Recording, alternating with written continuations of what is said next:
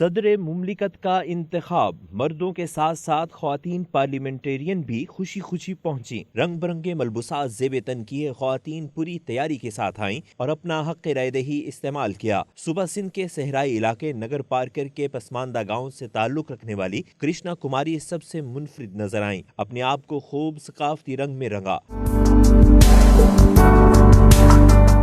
Saint اور قومی assembly کی خواتین ممبران کی زیادہ تعداد ایک رنگ والے میچنگ سوٹ پہنے نظر آئیں۔ صرف اعلیٰ معیار کے ملبوسات ہی نہیں، میچنگ جوتے، پرس اور جیولری کی سجاوٹ کر کے اپنے حسن کو دوبالا کیا۔